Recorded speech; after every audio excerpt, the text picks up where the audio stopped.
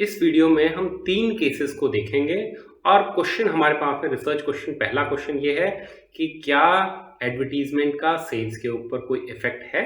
अगर है तो एडवर्टीजमेंट की वैल्यू जब 50 है तो सेल्स की वैल्यू क्या है। अब इन दो रिसर्च क्वेश्चंस को हम अलग अलग कॉन्टेक्स्ट में स्टडी करेंगे। पहले केस में दोनों मेट्रिक डेटा है, एक में एक मेट्रिक है, दूसरे में दोनों नॉन मेट्रिक है।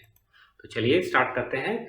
पहला केस जहां पे एडवर्टीजमेंट की वैल्यू भी मेट्रिक डेटा में है और सेल्स की वैल्यू भी मेट्रिक, दोनों जब मेट्रिक होंगे तो उस केस में हमने या तो कोरिलेशन यूज करते हैं, रिग्रेशन यूज करते हैं। कोरिलेशन और दोनों यूज कर सकते हैं और प्रिडिक्शन हमारा कंपैरेटिवली हाई लेवल पे होता है, इसीलिए रिलेशन वर्ड यूज करता है।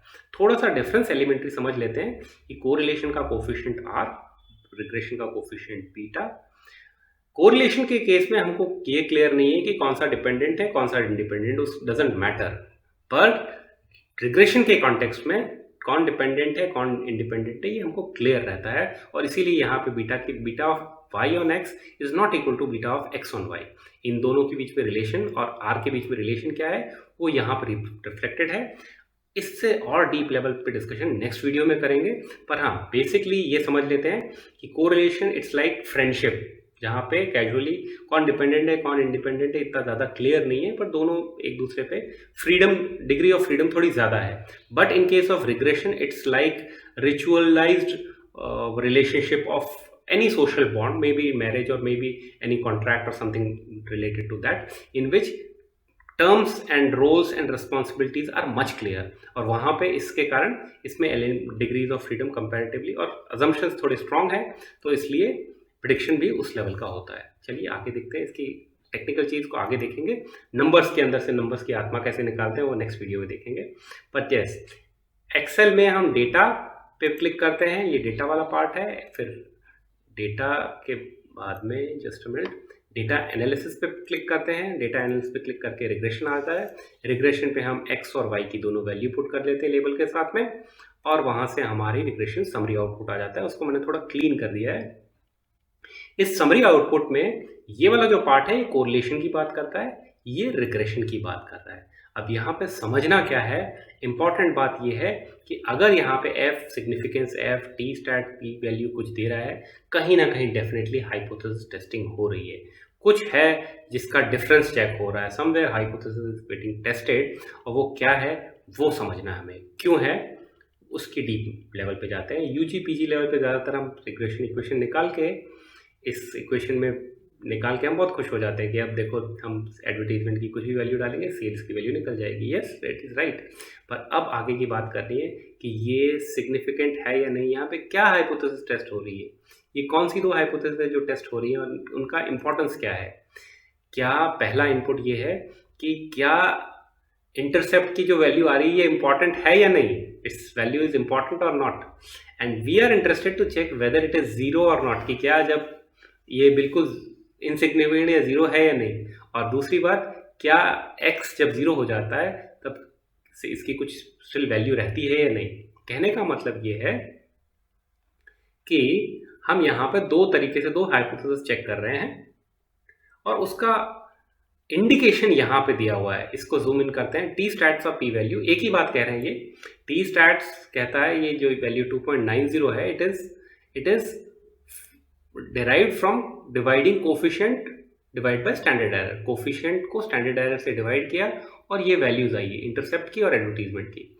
इस इक्वेशन में x जो है एडवर्टीजमेंट का कोफिशिएंट ये रहा, सेल्स जो कि डिपेंडेंट वेरिएबल है इसमें आगे जो a है, a इंटरसेप्ट की वैल्यू यहाँ से आई है और ये बता रहा है इसके बीच के रिलेशन को।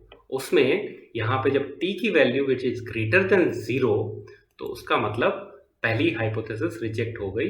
मतलब बेसिकली यही है कि दोनों के लिए रेस्पेक्टिव पॉइंट पे दोनों ये इंटरसेप्ट वाली और इफेक्ट वाली दोनों, क्योंकि दोनों में जीरो से वैल्यू अगर जीरो से ज़्यादा वैल्यू है t की, या फिर दूसरा तरीका p की वैल्यू 0.05 से कम, दोनों एक ही बात कह रहे हैं कि it is significantly away from zero. मतलब कि जिस कॉन्टेक्स्ट में हम बात कर रहे थे उस कॉन्टेक्स्ट में ये सिग्निफिकेंट है। हमने पहले कहा कि ये सिग्निफिकेंट नहीं है तो सिग्निफिकेंट नहीं को डिस्प्रूव कर दिया। इस सब का मतलब क्या हो रहा है? मतलब ये है कि देखिए, इक्वेशन तो निकाल दी, सिग्निफिकेंट है या नहीं, कॉन्फ्लिक्ट पे लेट्स से कॉन्फ्लिक्ट पे डिस्कशन हो रहा है इंटरनेशनल लेवल पे।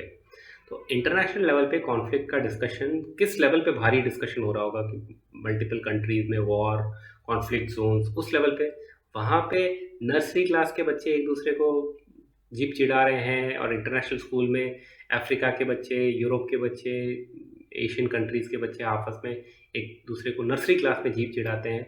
जो कॉन्फ्लिक्ट छोटी सी कुछ मिनट्स की होती है, क्या उस स्केल को, डिस्कशन को फोकस करेंगे? या वो इम्पोर्टेंट हो सकता है, लेकिन उस स्केल पे, जिस लेवल पे वॉर की डिस्कशन हो रही है, उस स्केल पे वो टॉपिक बहुत ही इनसिग्निफिकेंट है। अगेन अनदर एग्जांपल, अगर हम मल्टी बिलियन डॉलर का लेट्स से बिजनेस डील की बात कर रहे हैं, तो वहाँ पे छोटे छोटे डिस्कशंस, छोटे छोटे अमाउंट्स, वहाँ पर 1,000 करोड़ की डील में 1-2 लाख रुपए, 5-10 लाख रुपए बहुत इनसिग्निफिकेंट वैल्यू, राइट?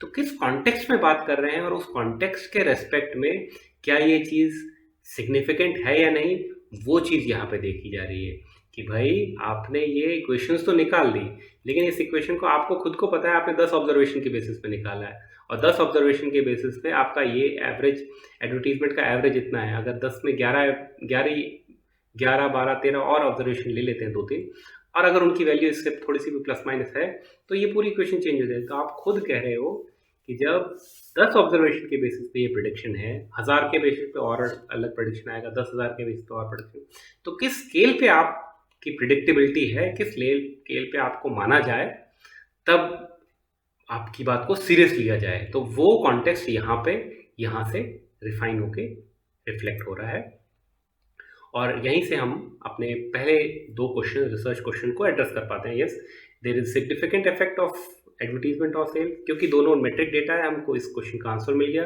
दूसरे क्वेश्चन का आंसर कि एडवर्टीजमेंट की वैल्यू 50 यहाँ पे डाल दी हमने, 50 इंटू अप्रॉक्सीमेटली 2, 1.95 टू 100 प्लस 119, 216 के आसपास का कुछ वैल्यू आएगी, हमने प्रिडिक्ट कर लिया। बहुत एक्यूरेसी के साथ में, हाई लेवल ऑफ प्रिडिक्शन के साथ में हमने गिवन कॉन्टेक्स्ट में इसका हाइपोथेसिस टेस्टिंग कर ली, और रिग्रेशन से समरी निकाल ली, और हमारा प्रिडिक्शन कुछ लेवल तक समझ में आ गया। अगर हमारा डेटा एक नॉन मेट्रिक है, लेट्स से हमको यहाँ पे फिगर्स नहीं मिले एडवर्टीजमेंट के लिए, और हमने फिर कहा कि भाई फिगर्स नहीं दे रहे हो आप रेस्पोंडेंट, तो आप ये बता दो हाई लो कितना, हाई अगर 45 से कम है तो लो बोलना, 45 से ज़्यादा है तो हाई बोलना। तो रेस्पोंडेंट ने कहा ओके, रेस्पोंडेंट ने हाई लो में इनपुट्स दे दिया हमें। अब इस डेटा को और सेल्स के डेटा को हम यूज़ करते हैं, कोडिंग कर ली हमने, लो को 1 रख लिया, हाई को 2 ले लिया। अब ये कोड नॉमिनल डेटा है, इस डेटा को इसके साथ प्लस माइनस नहीं कर सकते, it is at low and it is high. अब इसमें से हम कैसे प्रेडिक्शन निकालेंगे? पहले क्वेश्चन पे कि क्या एडवर्टीजमेंट का सिग्निफिकेंट इफेक्ट है सेल्स का, is there any significant of advertisement on sale, इसका आंसर निकल सकता है, लेकिन 50 में हम कितनी श्योरिटी के साथ बोल सकते हैं वो हमें नहीं पता चलेगा। क्यों? क्योंकि इस डेटा को जब हम रिप्रेजेंट करेंगे तो एक्स लो, लेट्स से ये सेल्स का डायमेंशन, ये एडवर्टीजमेंट का डायमेंशन, सेल्स लो है, सेल्स का फिगर 1 2 3 4 5 नंबर्स में है, और कॉरस्पॉन्डिंग वैल्यू हाई लो में, तो लो वाले पॉइंट्स यहाँ पे, हाई वाले पॉइंट्स यहाँ पे लिख दिया हमने।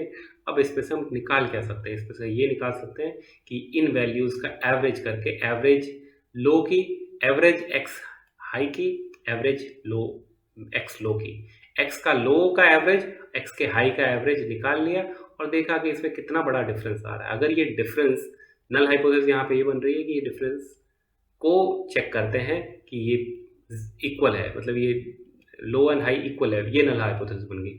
अगर टेस्ट किया और देखा कि नहीं, there is no significant difference, लगभग दोनों बराबर हैं, तो हाइपोथेसिस, तो हमें no significant difference hypothesis accept हो गई। अगर ये आ गया कि सिग्निफिकेंट डिफरेंस है, नहीं इन दोनों में डिफरेंस ये बहुत बड़ा है और बहुत सिग्निफिकेंट है, तो हमारी नल हाइपोथेसिस रिजेक्ट हो गई कि नहीं ये इक्वल नहीं है, ये अनइक्वल है, there is difference, there is a relation, ये कुछ है। इतना ही प्रेडिक्शन कर सकते हैं, उससे ज़्यादा नहीं। थर्ड सिनेरियो, जब दोनों ही हाई लो के कॉन्टेक्स्ट में, दोनों नॉमिनल डेटा दिया हुआ है, दोनों नॉमिनल डेटा दिया हुआ है, उसके अंदर हम डेटा को ऐसे रिप्रेजेंट कर सकते हैं, वाई हाई वाई लो, वाई एक्स लो एक्स हाई। ये हमें क्रॉस टैब वाली सिचुएशन दे रहा है। इसमें हम लिमिटेड इंटरप्रिटेशन निकाल सकते हैं। यहाँ पे कोई बड़ी हाइपोथेसिस नहीं बन रही है। एक है कि डेटा किस लेवल का है। अगर डेटा जैसे यहाँ पे हम इस कॉन्टेक्स्ट में देखते हैं कि ये पिंक वाले कॉन्टेक्स्ट में 100 गर्ल्स और 100 बॉयज़ के डेटा के बेसिस पे हमें ये डायगोनल हैवी लग रहा है और ये डायगोनल हैवी लग रहा है और ये डायगोनल वीक लग रहा है, तो हम अच्छा प्रेडिक्शन दे सकते हैं। देखते हैं इस कॉन्टेक्स्ट में अगर हमें पूछा जाए कि एक हॉस्टलर निकाला है तो क्या चांसेस है ज़्यादा बॉय होंगे, बॉय होने के ज़्यादा चांसेस है 8:1। ओके, अगर रैंडमली कोई हमने डे स्कॉलर पिक किया तो कौन होगा वो ज़्यादा, कोई ज़्यादा चांसेस है डे स्कॉलर अगर है तो ज़्यादा चांसेस है she will be a girl. ठीक है, अगर हमने कोई नया 100 स्टूडेंट हैं यहाँ पे बॉयज़ 100 गर्ल्स हैं, अगर कोई नया बॉय एडमिशन लेता है स्कूल में तो क्या चांसेस है वो हॉस्टलर होगा। बोला 100 में से ये डेटा बता रहा है स्टूडेंट, ये डेटा बता रहा है कि ज़्यादातर इस डायगोनल में दिखाता है कि एवरेज 4 टाइम्स हॉस्टल ज़्यादा है, तो लड़के के ज़्यादा चांसेस हैं हॉस्टलर बनने के। लाइकवाइज अगर स्कूल में एक नई स्टूडेंट आती है गर्ल, तो क्या चांसेस है वो डे स्कॉलर होगी या हॉस्टलर होगी, वो ज़्यादा चांसेस है she will be day scholar. तो ये प्रिडिक्शन हम इस डायगोनल के बेसिस पे कर सकते हैं। एक डायगोनल हैवी है, एक डायगोनल वीक है। बट ऑन द कॉन्ट्री, अगर इसी डेटा में यहाँ पे हमारे पास में ऐसे डायगोनल्स हैं, लगभग दोनों डायगोनल्स बराबर है, एक हैवी है पर इतना ज़्यादा डिफरेंस नहीं है, ऐसे में हम क्या प्रेडिक्शन कर सकते हैं, ऐसे में हमारे प्रेडिक्शन वीक रहेंगे। लेट्स से यहाँ पे हम बोलते हैं कि एक नया हॉस्टलर आ रहा है तो क्या चांसेस है वो बॉय या गर्ल होगा, लगभग लगभग बराबर ही चांस है, ज़्यादा बड़ा डिफरेंस है नहीं। एक नया स्टूडेंट आ रहा है, क्या चांसेस है वो डे स्कॉलर बॉय होगा या गर्ल होगा, लगभग लगभग थोड़े से ज़्यादा चांसेस है गर्ल के होने के, पर इतना भी बड़ा डिफरेंस नहीं है। Right, just a minute. So point is, इसमें हम लिमिटेड इंटरप्रिटेशन निकाल सकते हैं इस ऐसी सिचुएशन के अंदर। और सेम चीज़ यहाँ पे अगर एक बॉय आया है नया स्टूडेंट, तो क्या चांसेस है हॉस्टलर या डे स्कॉलर, लगभग लगभग बराबर चांसेस है। यहाँ पे कंपैरेटिवली गर्ल के केस में थोड़ा सा डिफरेंस पड़ा है बट ज़्यादा नहीं। पॉइंट ये है कि ऐसी सिचुएशन में हम लिमिटेड नंबर ऑफ इंटरप्रिटेशन निकाल सकते हैं, उससे ज़्यादा हम जूम इन नहीं कर सकते। तो वंस अगेन लेट्स समराइज, तीनों सिचुएशन में दो रिसर्च क्वेश्चन को हम देखेंगे। तो जब दोनों डेटा मेट्रिक है तो हम बहुत स्ट्रांग लेवल पे प्रिडिक्शन कर सकते हैं, वैल्यू निकाल सकते हैं, अनलेस कि कोई बड़ा आउटलायर नहीं आया हो। सेकंड सिनेरियो में हम दो अजम्पशन है पर इट्स हम ब्रॉड कैटेगरी बता सकते हैं कि जब इसकी एडवर्टीजमेंट की वैल्यू 50 होगी तो सेल्स लगभग लगभग इस जोन में होगा। हम वैल्यू नहीं निकाल सकते पर लगभग लगभग हम जोन बता सकते हैं। तीसरे केस में एक ही अजम्पशन है, अगर डायमेंशन हैवी है तो कुछ सर्टेनिटी के साथ बात कर सकते हैं, otherwise limited level of probability में हम बात करेंगे। पर हमें ये समझ में आ गया कि क्यों इस कॉन्टेक्स्ट में रिलेशन वर्ड की बात करते हैं, क्यों यहाँ पे लगभग लगभग बड़े डिफरेंस की बात करते हैं और यहाँ पे एसोसिएशन वर्ड की बात करते हैं। It's just like see, this is just like you just have acquaintance, this is like into being in living, you have lived in, you have been into each other's understanding each other, and this is like strong social relationship। Same चीज़ थोड़ा और deep level पे जो हमने पिछली बार summarise करी थी, इसी का डिस्कशन था। I hope things are making more meaningful interpretation.